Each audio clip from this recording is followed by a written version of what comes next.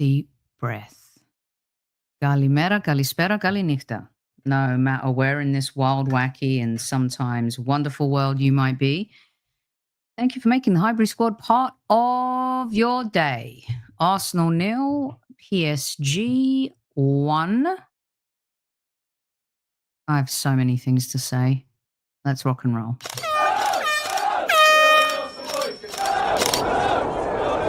Mind the gap between the train and the platform.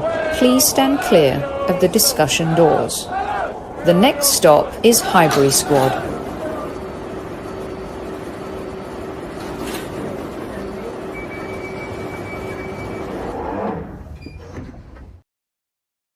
Hello, everyone. Good evening, squaddies. Hello, hello, hello, hello. At ease, at ease, at ease. Oh my God. Okay, so let's talk. But before I do, hey Tammy, thank you so much for joining, everybody. God, I'm so vexed. I'm sweating like swine. I'm gonna try and not be too overreactionary, but you might see a little bit of old school Soph tonight. Today, this morning, no matter where in the world you might be. This, and I'm going to get to that. But first, I'm just going to get some early comments up before I get stuck in. Shambles disgrace of a performance, says Joseph. Tough one, squaddies, but there's another 90 to go. Now, this, I want to park. That it's half time. Just for a second. Okay, Seb? So bear with me here. PSG with a better team and controlled the outcome. Yeah.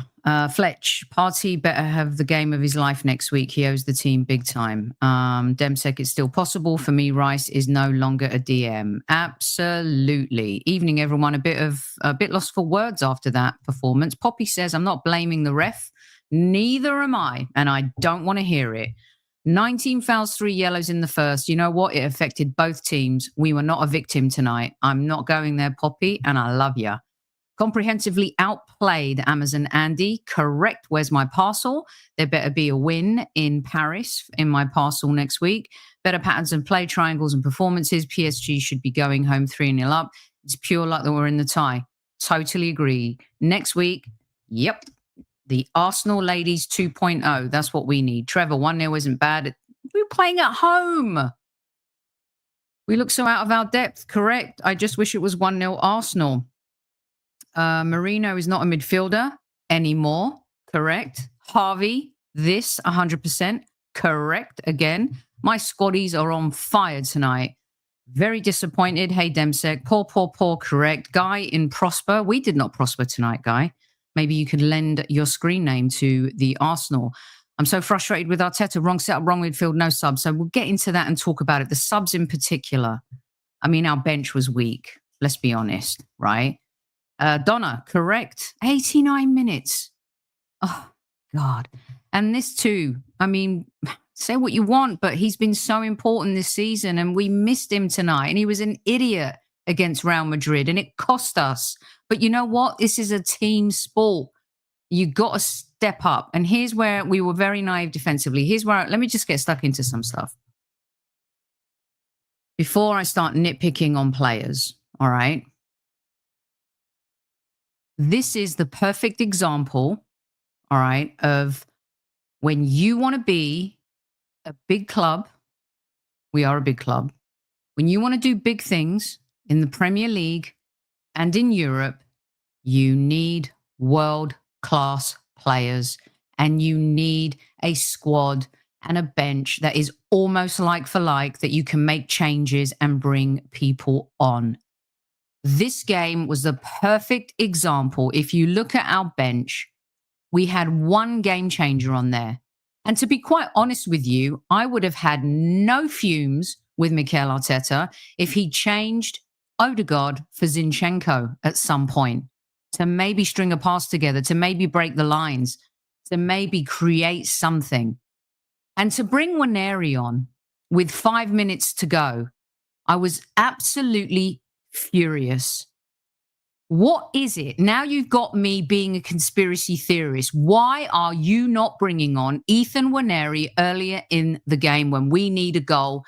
and you're bringing in Benjamin White. I have no problem with Benjamin White. I love the player. And if Urian Timber needs to come off and be protected, fine. But the fact that Odegaard and Trossard survived that game up to 88 minutes, I just don't understand it. Trossard missed. People are talking about Donnarumma save. I'm sorry. No. Trossard miss. Donnarumma's a giant. He can literally go from tip to toe and hit both posts. Missed chances, Odegaard. Missed chances, Martinelli. And you need a goal. But what do you do instead? Like Harvey said, you show your true colors and you're protecting a 1-0 lead at home. That's what it seemed like to me. That is what it felt like to me. You didn't go for the goal. You didn't go to try and get an equal pegging when we go to Paris, which is a cauldron where they're going to have all the confidence. They're going to have their ultras. They're going to have everything going for them in that leg. And you know what? Let's be honest and let's be fair. This is a better team. They have a world-class player in every single position. And I said on the show with Matt Spiro on Monday that what worries me is they have world-class players who can control a tempo of a game or change a game on a whim. And I tell you something, it is really telling. And I keep saying you have to have world-class players if you want to win trophies. Now, we could go on to beat them in Paris. You can call this an overreaction, call it what you want. But that was a masterclass performance from PSG away from home in a semi-final of the Champions League. And you know why? Luis Enrique deserves his flowers. He is a manager who I think is way underrated in Europe, has won the treble with Barcelona, has been here before. He went and got his goal in the first half. And what happened in the second half, he parked the bus, all right? And we saw the Arsenal Premier League team that can't break down a low block.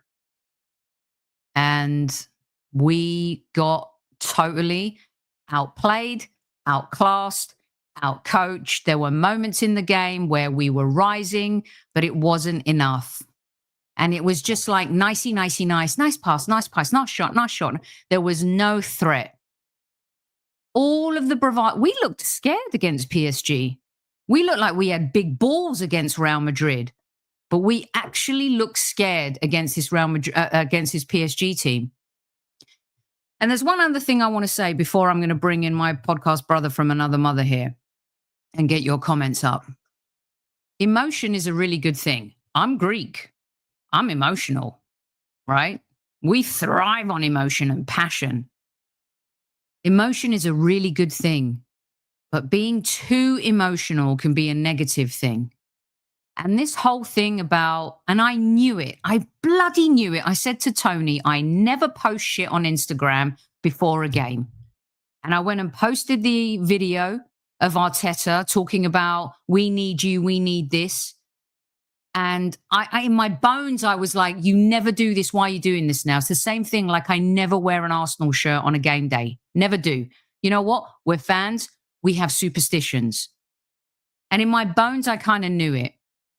And that part of me, and the reason why I felt that way was like, I love this adrenaline. I love what we're trying to do here. Why are you promoting so much for the crowd to be on your side?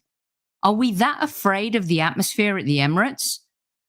Has it been that bad this season? Yes, it has in the Premier League, but in the Champions League, it's been great. And then again, I said this to you with Albert. When players start doing this, and Mikel's doing this and this, focus on the bloody game. Stop worrying about the fans. They're with you. Every step of the way, they're with you. Why are you doing that? It's so annoying. And to see Odegaard do it tonight, and we'll get to him, it annoyed me even more so. We're good at marketing, we're good at promotion, we're good at all of these things, right? Focus on the game. Let the fans do the hoopla. Get psyched up. And you know why I say this? And don't come at me, please, because yes, right now I'm being emotional. I'm a fan. My emotion post-game is that we made many mistakes. We didn't play well. Mikel Arteta had the subs bench that was bullshit, basically. Didn't bring on Waneri, left Odegaard on there way too long. What has happened to our captain? Rice is not a 6 anymore. Martinelli needs to look up. Same old, same old. Everyone reverted to type. And everyone was hyping before the game. And look at the result of it. We got more involved in the emotion and we played the occasion instead of playing the game tonight. And you know what?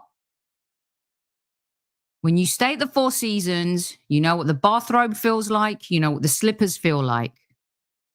When you stay at the Hilton roadside, you don't quite know what it feels like. And tonight, we acted like we didn't know what it feels like and let this PSG team who doesn't know what it feels like, but the manager's been there before.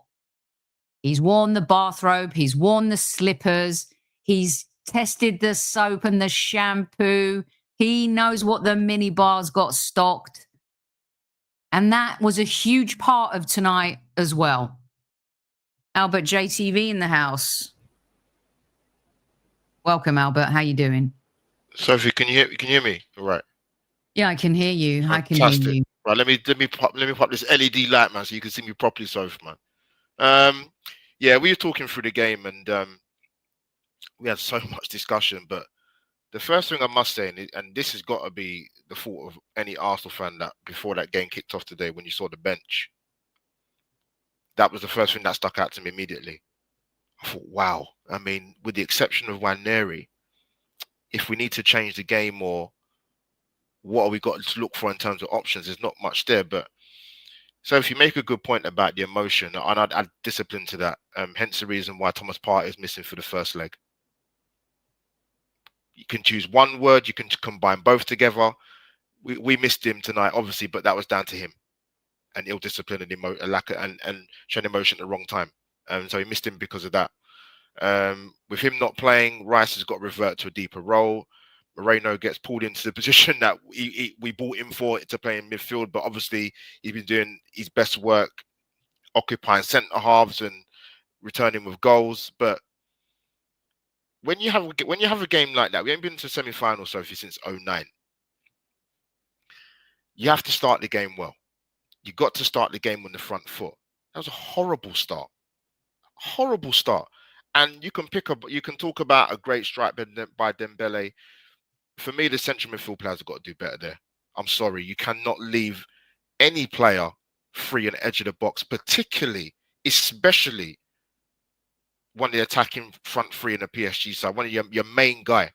And we're 1-0 down after 5 minutes. And you can see it destabilized us. And I would love to know, Soph, in terms of what kind of popcorn watching the Arsenal team and the manager were doing, because they've beaten 2 Premier League sides now before they played us tonight, PSG. The fluidity in their front three with Dembele and Kvaratskhelia and I forgot the other guy's name, excuse me. Doué, man, what a player! Yeah, 19. Wow. The fluidity of the front three was amazing. The midfield three, the Vitinha, Neves, and Ruiz. And Sophie, I said this to you in the chat, and I have no problem saying this. When it comes to watching, I'm not saying you have to watch every single European league in football, but there's something that happened last season before we played Bayern Munich in the quarterfinals. The way sections of our fans were very dismissive of Bayern Munich was insane. When you get to top level semi-final European competition with a side that has beaten 2 Premier League sides already, you saw the levels in the first half, the control, the fluidity. You can talk about Arsenal not starting well, but this is the semi-final for Champions League. You have to start better than that. And after 30 minutes, I was majorly concerned, Sophie. I don't know how you felt, but I thought, wow, like I look at this season in terms of Arsenal playing in high pressure games. And I'm gonna use the Carabao Cup semi-final example. because I think it's a perfect example, Sophie. We froze when it really, really mattered. Tonight, it really, really mattered. I get it. We got a second leg, but we're going to talk about specifically about tonight. And it wasn't great. It really wasn't good. And it just, and you made a good point. I was listening to you before you, we'll talk about loads of things, but you listened about getting the Arsenal players waving the encouragement from the fans. I don't know where the guys, people in the chat, where you watched the game tonight. Even the commentator, I don't know what player it was, Sophie, ex-player it was, but he was saying, it's all well the Arsenal players. Rob Green. We had Rob Green. Yeah. So it's all well the Arsenal players trying to G the fans up. You've got to give us something. Of course the fans are with you in the semi-final of the Champions League. What are you talking about? Of course the fans are with you. Give us something. Pivotal moments in that game. The chance of Martinelli in the first half. You have got to bury that. We're going at 1-1. It's a different game. Yeah. Yeah. So I totally agree. Trying to keep up with all of your comments, you guys. Hit the like button. Teng. Okay. No. I trust the team, and I know that we have every opportunity to do it in Paris. I'm not giving up on them. And don't shame me. Try to shame me. Tonight's not the night. I'm talking about consistency. What did I say on the show a couple of days ago? World-class players are consistent. They deliver often and in succession. There's a difference between being a great player and being a world-class player. Declan Rice was like a lone man wolf in the midfield today. Miles Lewis-Skelly is 18 years old, and in the first half was the best player on Arsenal. And I believe that we can get a result in Paris. But I also think that we were poor tonight, and that Mikel settled for a 1-0 draw at home against PSG, who we saw Aston Villa at home take them to the cleaners. Okay, so don't tell me that I've given up on the team and shame on me. I have not. And what you saw from PSG today was a team that lost 3-1 to Nice and bounced back from a missed opportunity of going invincible.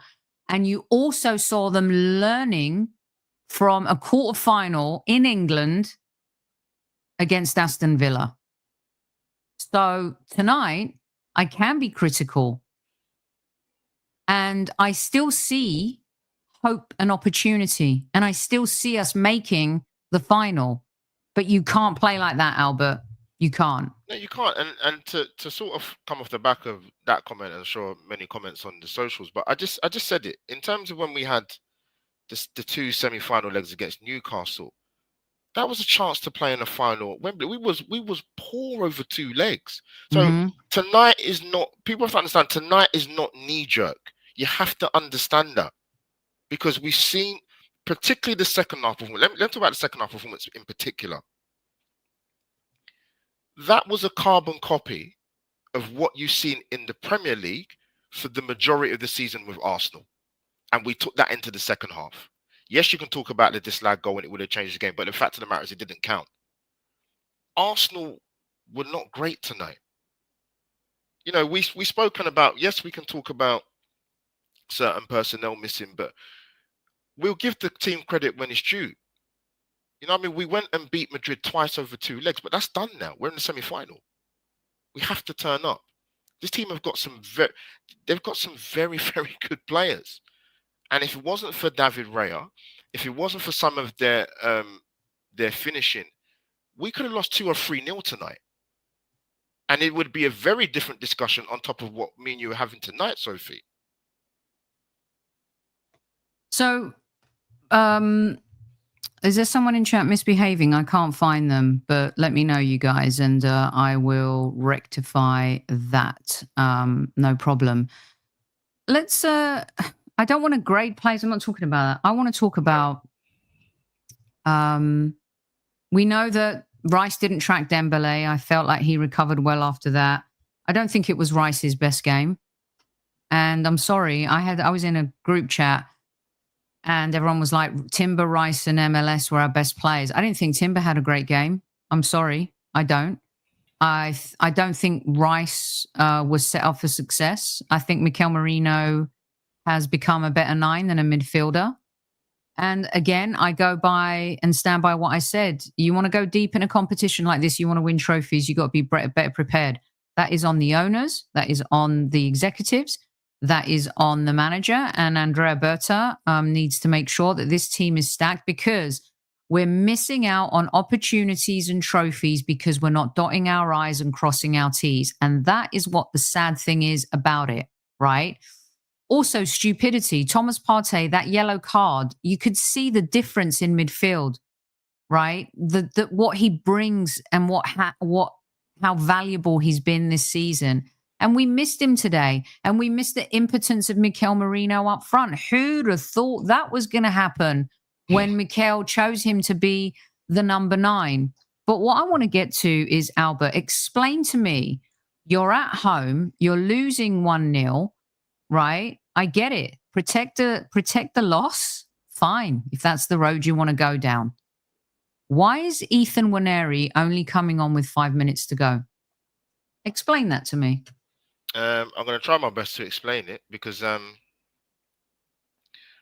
when the first half went by, I thought, yeah, Ethan, we even dropped it in the chat, he'll definitely get some minutes tonight.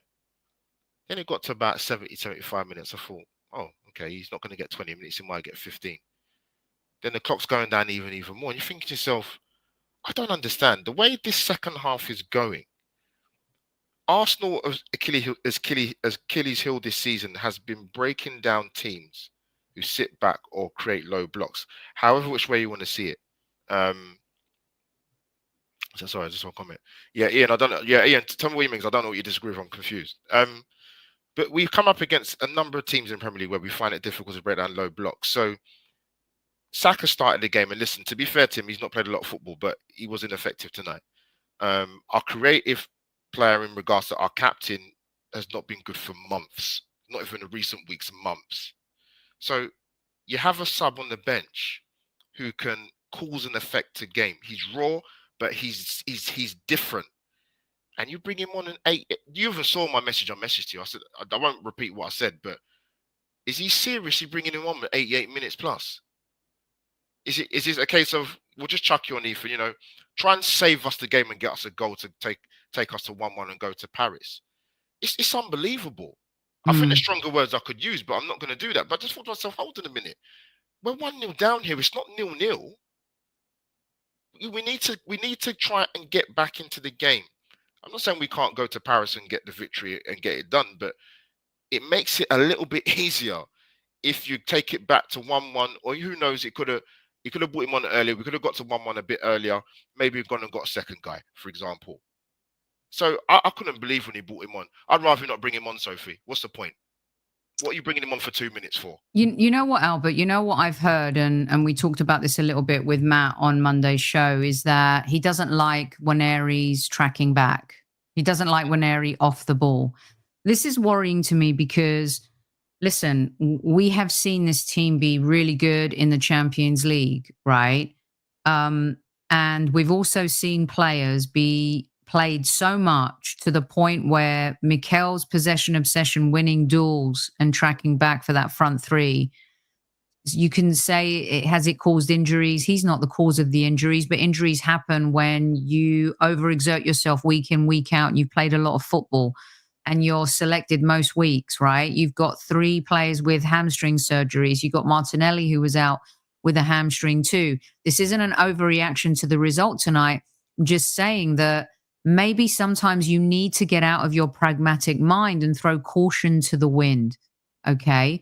But for PSG's misses and a couple saves from David Raya, it could have been 3-0. I think you said that earlier. Yeah, but to not give a creative player like Nwaneri the opportunity to come on when 2 players like Odegaard and Trossard have not delivered on the night especially Martin Odegaard. I called for him to have a big game on Monday's show. I spent the last 10 minutes on my own talking about how I want to see Martin Odegaard overtake a game, to control a game, to be the guy like Saka has been, like Declan Rice has been. And he just did not deliver, and he did not do that. And I don't think it's, harsh for me to be calling him out. He's the captain of this team. And he did absolutely nothing tonight. Yeah. So if I saw the tweet from Henry Winter, it must have been about 20 minutes ago. And I won't paraphrase what he said. He said he's a technically gifted player, but you have, in a game of that magnitude, you have to take the game by the scruff of the neck. You cannot put in that type of performance, not just as the captain of Arsenal, but for the type of ability and player that you are. When we struggle to break teams down, you have to be that go-to man. It can't just be all on Saka or Declan Rice free kicks or Mikel Moreno doing a part-time job up front. You are the captain of this football club. You've been poor for months. Mm-hmm. It's not knee-jerk. I don't agree with everything that Henry Winter says all the time, but he's right. Yeah. He doesn't take the game by the scruff of the neck in key moments. And a lot of this, where is it? Pass back, man. Like a lot of passing back and stuff like that. Imagine the doomsday being spewed right now over on some other Arsenal channel. Listen, I'm not. Yeah. Okay. Fans, we've talked about that. I'm not going to talk about it tonight. I'm trying to be constructive in the criticism here. And it just baffles me how a player like Waneri has the ability to come on and change a game and score a goal. And we've seen him do it this season. And Mikel refused to do it. I don't have an issue. Albert, I don't have an issue with his starting 11, with Partey out. I don't see any other way he could have done it, right? But when you look at Luis Enrique subs, and Albert, I want you to put your tactical head on here for me. In the first half, the PSG played their game.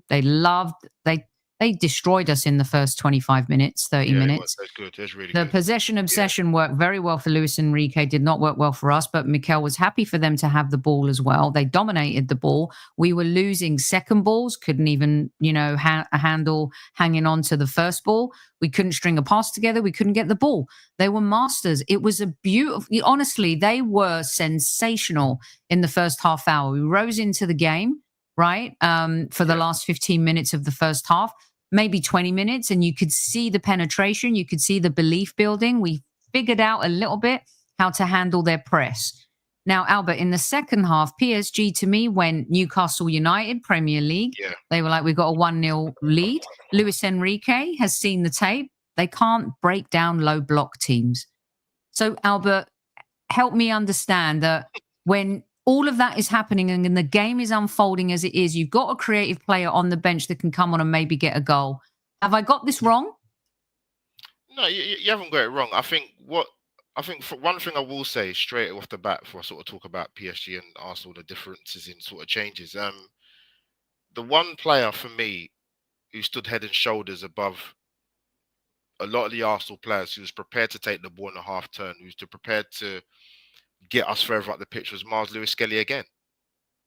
And I say it again because he's done it before in the Champions League as well as the Premier League. You need players to do that. It's very important to have runners. Your wide forwards. If you looked at the fluidity of PSG in that first half, I've not seen fluidity in an Arsenal front three for about 2 maybe 3 seasons. I'm talking about movement. I'm not talking about the wingers just staying in their one position. I'm talking about interchange and swapping over in different positions. Arsenal don't really do that. They don't do that. If you watch that game tonight, overlapping and moving and disrupting and causing chaos. You saw it in a prime example when we played Real Madrid in the first leg. What they did well in the first half with Kylian Mbappe. He didn't just occupy the centre halves. He fell into that pocket of space in between the midfield and the centre halves. And Arsenal didn't deal with that properly in the first half. And they couldn't deal with it in the first half of PSG. And Saka wasn't really in the game in the first half, to be fair. It wasn't just his total performance. Martinelli had moments in the first half, but not fantastic. But it falls into a little bit in terms of, I mean, they bought on Barcola and Ramos. We don't have that on the Arsenal bench to look upon and change the game. And by the way, they did that being 1-0 up. So they bought on wingers. They bought on wingers and and attackers. Yeah. When they're 1-0 up, so they've got that foothold in the game. They don't have to try and get the second goal, and they actually could have got 2 or 3 anyway, with the way they was playing in the second half. So I always say it, Sophie, and I don't get bored of saying it. With your wide forwards, and your main guy playing down the middle, you have to have runners going beyond. And when you have players tonight, with the way Ødegaard and Leandro Trossard played, I would have hooked them as quickly could have said their names. But then when you look at the bench, you think we can't bring anybody on to take them off. But then if you're not going to bring these guys off, Sophie, you have to do something different. And your wild card or your joker in the pack is Ethan Nwaneri. You have to give the guy at least 10, 15 minutes. You would have got 15 minutes because you got 5 minutes playing time after 90 minutes. So you saw a little bit of kind of the Mikel we've seen in terms of when Arsenal were in positions where we have to get a goal or we have to get back into a game. I don't see a plan B. I don't see enough tweaking in terms of how we're going to get back into this game. And even having said that, we had chances. Trossard, that was a great chance. He didn't strike it very well when I saw the replay. But in these type of games, you're not going to get loads and loads of chances. So you have to take them to give us something to take to the second leg in Paris. Of course, it's not over, people. But I always go back to the same old argument I always say on the Highbury Squad, on my channel, on any other channel. Look at the game with the eye test, man. We've seen too many performances like this season with Arsenal. And I haven't said that many times in the Champions League with Arsenal. But we saw that tonight in the second half especially. So it's not about being doom and gloom or because we, as fans, we realise the importance of how hard it is. One, how bloody hard it is to win this competition. And two, you're not going to play Harlem Globetrotters football every week. I totally understand that. But you have to put up a better performance than that, playing against a side that you know has got top quality from the back to the front and having a top goalkeeper as well.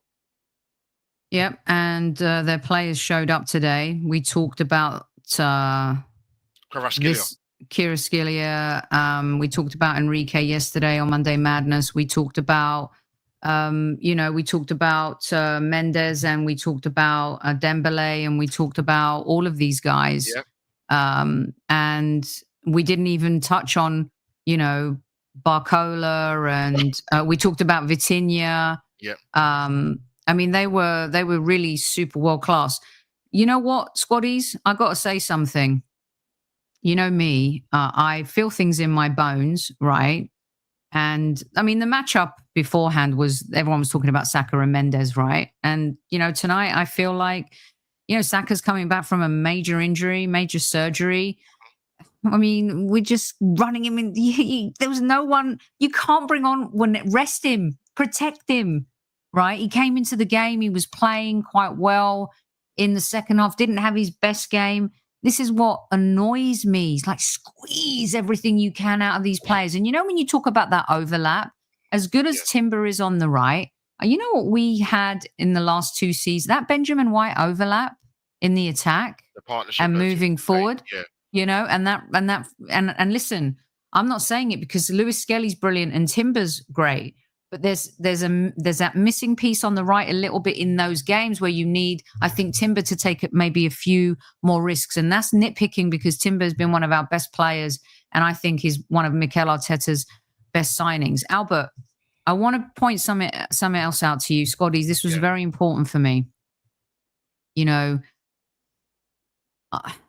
sports is about superstition as well. I've got to tell you this, and Albert, I put it in the group. The minute I saw this guy's face, and by the way, when you're listening on audio, it's Mustafi.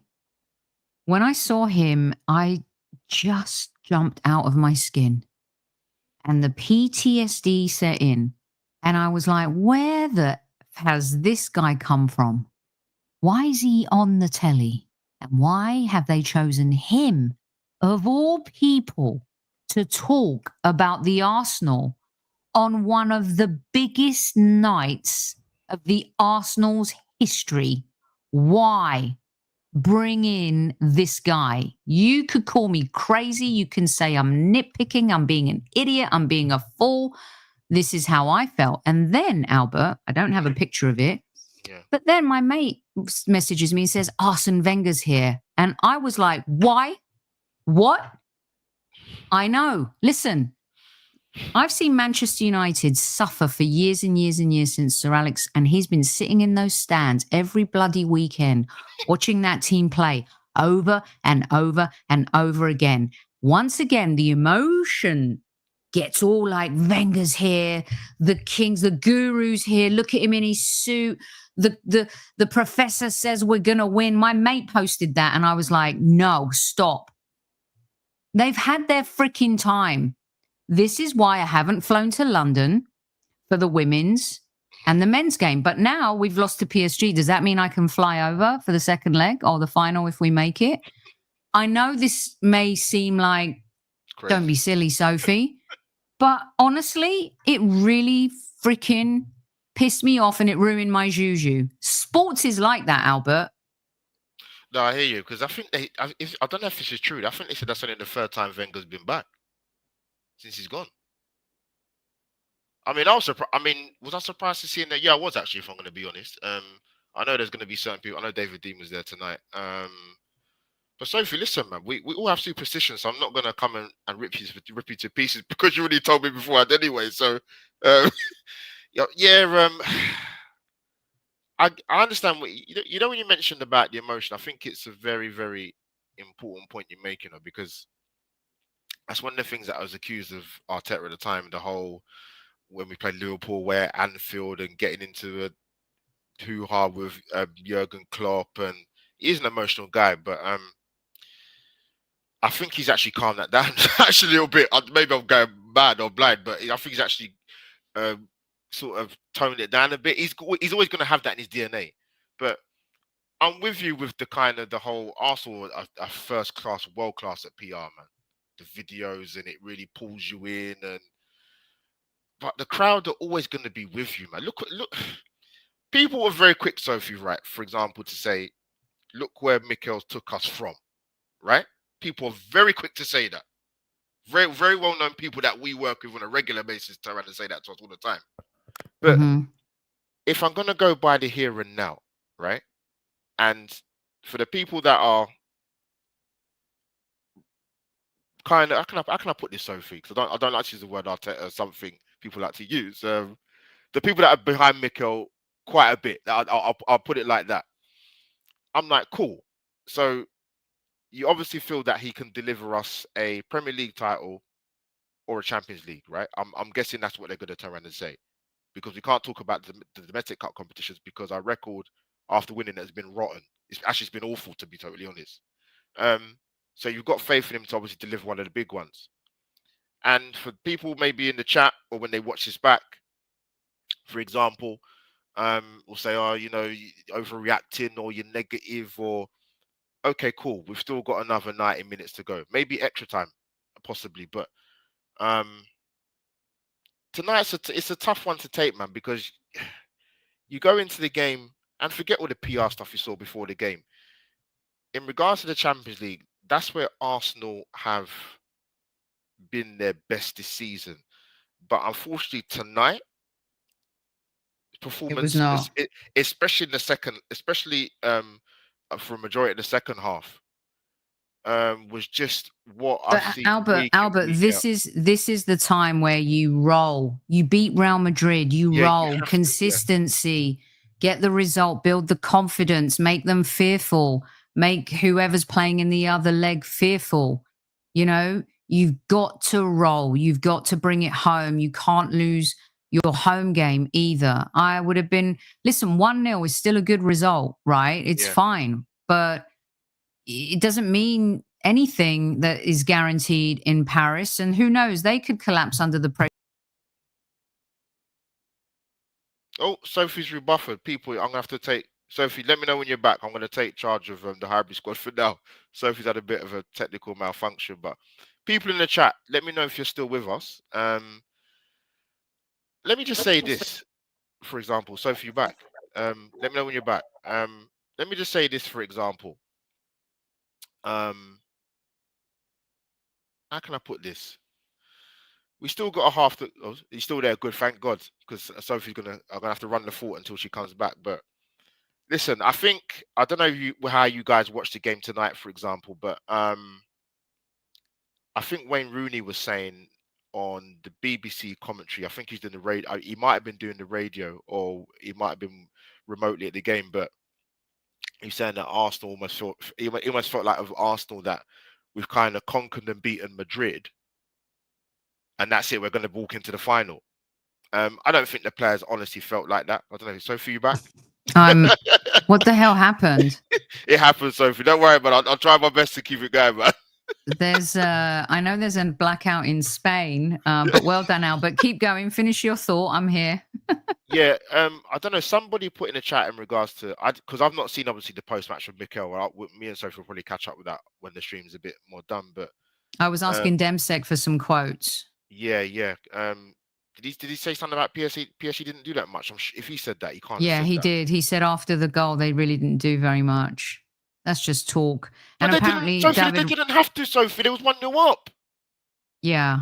And apparently David Raya made a comment that sounded like he was playing or watching another game. Yeah, I'm back. I have no idea what happened, kids. I think maybe... It's the performance. It's Wenger. Coming back.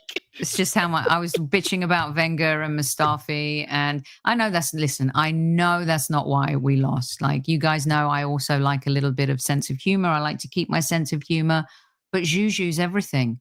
And it really just put me off. Albert, I'm not sure what you were saying. Finish your thought, because I've got some stats here that I want to read out as well. No, I think this is great. Sophie performing like Odegaard. That's brilliant. Well, that's absolutely. I think what really surprised me tonight. I don't know if the guys in the chat, you can disagree if you want or not. And I think a lot of the guys that have covered the game tonight, I see Julian Laurens and whatever commentators or ex-footballers. I think particularly after what happened with both legs with Madrid, I think they were very, very surprised to see that performance by Arsenal tonight. And I was. And I feel, and the build up to the game, even Kenny Kenner's was speaking, saying he felt nervous before the game, and people feel, and I understand Sophie, they should feel nervous and excited, because the reality is we've not been in this position since 2009. I didn't expect us to go and roll over PSG, but the reality is I wasn't expecting that performance now. I'm going to be honest. I was very disappointed with what I saw. Well, was it you, Albert? I sent this to, I probably can't find it, too many WhatsApp messages that have gone past in 90 minutes of football. But I believe that there was no expectation against Real Madrid, because despite their La Liga form and the way they were playing, and this whole kind of Vinicius doesn't defend, Mbappe doesn't defend, they're still Real Madrid and the kings of Europe, and Carlo Ancelotti is the Don, right? So you go into that with, you know what, if we beat them, great. There were a lot of fans that thought that we would beat them. One of our listeners, Harvey, made a prediction that we would, and a couple of others did. But there was no expectation. You beat Real Madrid the way that you did. Coming into PSG, there's expectation now, right? There's expectation for performance, for results. And the great Rebecca Lowe, host of NBC Premier League Soccer here, said on our show, when it looked like we weren't really going to win the Premier League, she said, expectation kills joy. Yeah, she said that. She did. Remember. And listen, I'm not a killjoy, but that's the difference. There was expectation tonight. There was hype. Some of that created by our club, some of that created by fans, and most of us had high expectations. And PSG were humbled against Nice. They were humbled against Aston Villa. And they came into this game very quietly. Now, over in Paris, that might be different.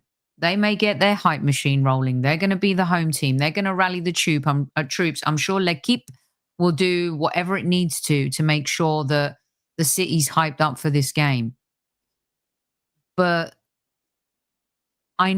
we haven't won it. They haven't won it. Their managers won it before. We haven't. Our manager hasn't won it before. And Yeah. Go on, sir, I just think no, Albert, I just think the hype got the best of us tonight. And then Wenger comes in and you've got like, okay, Wenger comes in. I would have come in quietly and watched that game. I wouldn't have. I don't know why it bothers me so much. It just does. Go to the final. Don't come and freaking ruin the juju thinking you're going to be an inspiration being there when you got to one final and then pretty much didn't do much else in Europe. Yeah, I said that out loud. I'm sorry, everyone. I'm sure I'm going to get pelters in the YouTube comments, but that's how I feel.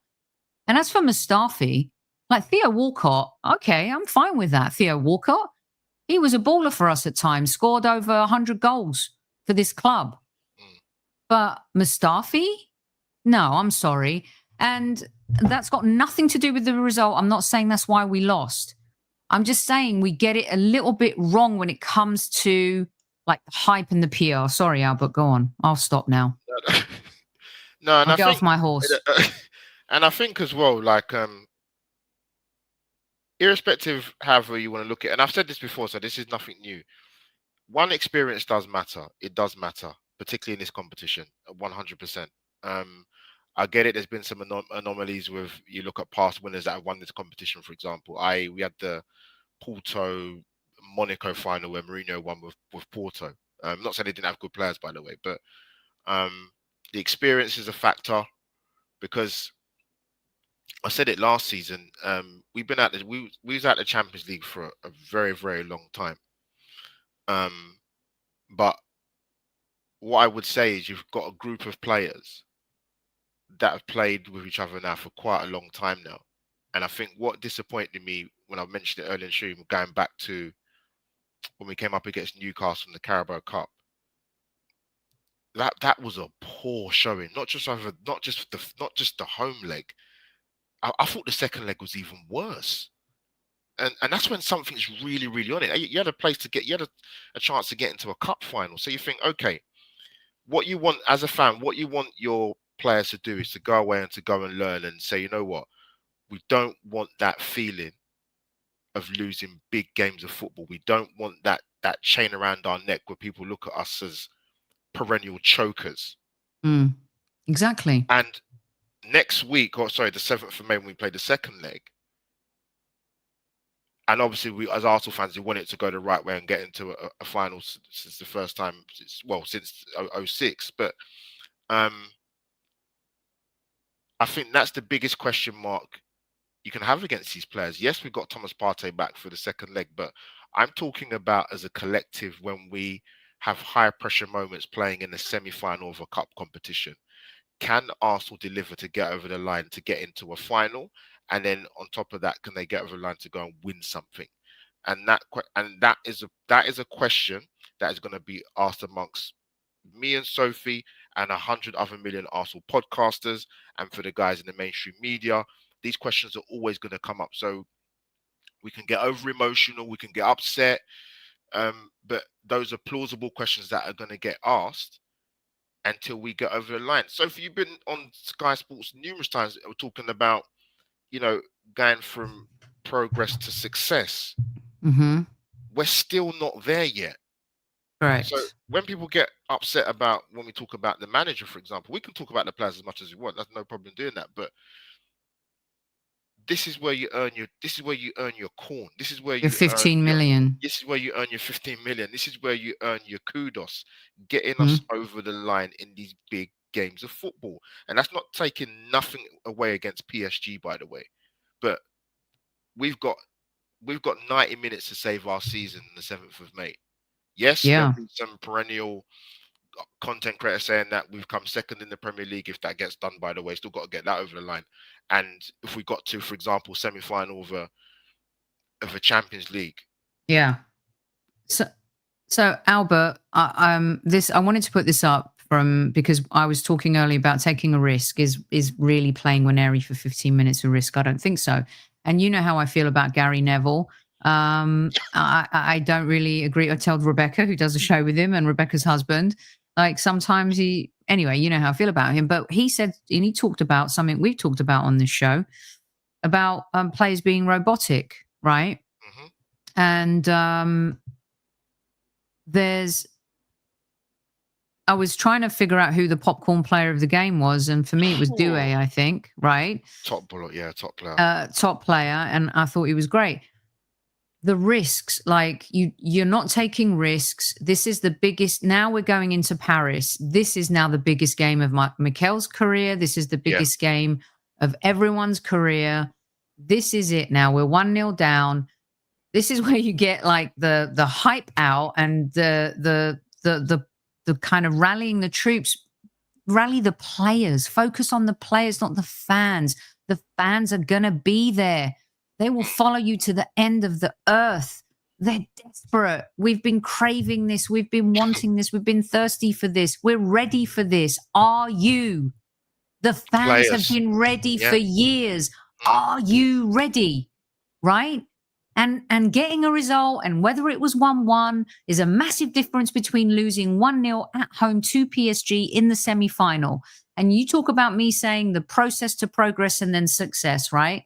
It's the whole thing of, okay, so last year we got knocked out the quarterfinals. This year, are you going to kind of like put it up on a board and say, well, we made it to the semi-finals year on year on year? No. Arsenal Football Club, this is an opportunity to change history. Yeah. And you have to take risks. Don't be afraid. What are you afraid of? Losing? You lost. So why not be bolder? Why not be braver? Albert, I'll give you the last word. There's been almost 300 of you in live chat. Please hit the like button. You know how I like to keep these under an hour. Albert, over to you. Yeah, big up to the chat, by the way. Listen, what did Brian Clough say one time? He said football is about opinion. He bloody was right, I'll tell you that. So you kind of said it really, but I think I'm going to say this because I did say it at the time, but I'm going to say it again because I think it's quite relevant. I was really, really angry after that second leg in the Carabao Cup. Really angry because, and I'm going to tell you why, because we had this label of being, one of the youngest teams in the Premier League a few years ago, and the players are young and this and that, and we got to gel them together. And we've got a nucleus of this side that have had 2+ seasons playing together now. You've played in big games of football in the Premier League. You've had a taste of it last season in the quarterfinal against Bayern Munich. You've had a taste of being in a big match in terms of playing Newcastle over 2 legs. You've gone and beat Real Madrid not once, twice. Perennial winners. But that is not going to count for nothing in terms of delivering silverware if you don't go into Paris and go and win and get us into a final. These players, football's not a long career, Injury permitting, by the way. So players want to win silver. Look at Harry Kane, for goodness sake, Sophie. Look at the amount of goals he scored in his career. The man has not won nothing in his career to show for it. The Arsenal players don't want to feel like that. Mikel doesn't want that on his CV. You don't want that. Us as fans, and I'm going to forget the players for one moment. Us as fans, right? We come from very different generations, different ages when you supported the club. Me and Sophie have been lucky enough to see, God rest his soul, Kevin Campbell, was played in the side that won our last European trophy, 1994, people. That's disgraceful for Arsenal Football Club to have not won an European trophy since then. It really, really pisses me off. Arsenal players have got a massive, massive opportunity. Nothing is given to you. But we have to grasp this opportunity because it doesn't happen very often. Give us fans, give us something to reminisce about. Give us some folklore history. You've got 90 minutes, 120 minutes to save your season because the fans will be behind you. Of course, they're going to be in bloody Paris. They would have been talking about it before the first leg. But you've got to give us something. And I agree with the commentary today on the game that I watched. She said, no, the Arsenal players, you got to give the fans something now. Stop doing the testiculating and we're there with you, whether we're in the stadium or we're not. Go and create history. You have the incentive. We've never won this bloody competition. I want to see it before I turn 50. And people, how old I am, people, to me to try and say that. I want my nephew to see it. I don't care if he's 8 years old. I want him to go into school and give it large at 8 years old to other kids who support other clubs. There is a trickle down effect to this, and it has to be remembered. We've had legends play for this football club that have not got us over the line winning the biggest, as Kenny Ken says it, the biggest competition. Come on, Arsenal, man. You got 120 minutes to save your season, and it starts on the 7th of May. Well said, Albert. Well said. Well said. And as Len said and many others, CB says this is just facts and leave it on the pitch. So, right, Albert, Max says save your job. He's not going anywhere. I mean, this isn't what this is about, right? Getting the big up and the love out, but this isn't what this is about. This is about seizing the moment. Carpe diem. Carpe diem, Arsenal. You're still in it. And you're going to have one of our best players of the season back. And some people are asking if Thomas Partey was playing tonight, would it have made a difference? I think so. I do. Absolutely. But you know what? We can't be that weak sauce mentally when we lose one of our best players. It happened to us in the Premier League. We lost Saka. We went weak sauce. We lost Odegaard. We dropped. We lost Havertz. We dropped. We lost Martinelli. We dropped. And part of that is being prepared. I did a whole show on preparedness and being prepared. And this is going to be a lesson to the club. Preparedness is everything for these big moments. And PSG are prepared. So let's see if we're prepared to fight back in Paris in a week's time. So there's never a better time. Never a better time. So quickly, channel. Listen, look what the ladies done on Sunday was phenomenal, absolutely phenomenal. And even the round before, absolutely phenomenal. Channel that in you. Trust me, this can be done. Can be. It can be done. All right. It's been great. Thank you so much to everyone, leaving a lot of you in chat. And there'll be time to noodle on this game. Catch me on Sky Sports tomorrow at 8 o'clock in the morning. I'll be chill and calm. I will, of course, support and defend my team, but I'm going to be honest as well. Albert JTV, follow him. Go subscribe to his channel as well, please. And squaddies, look out on the community page for the next live show. Planning on one every day this week. Although tomorrow show's up in the air, so although after this though, I think, anyway, I love you guys.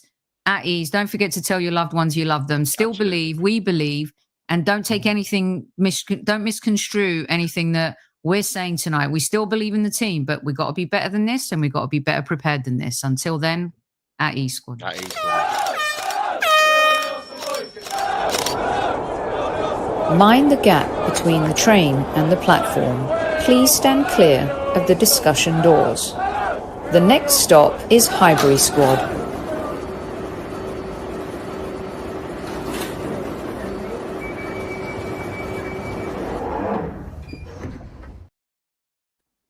Damn, Lone Star telling me to stay humble. I already got kicked off my own stream. That's humbleness enough.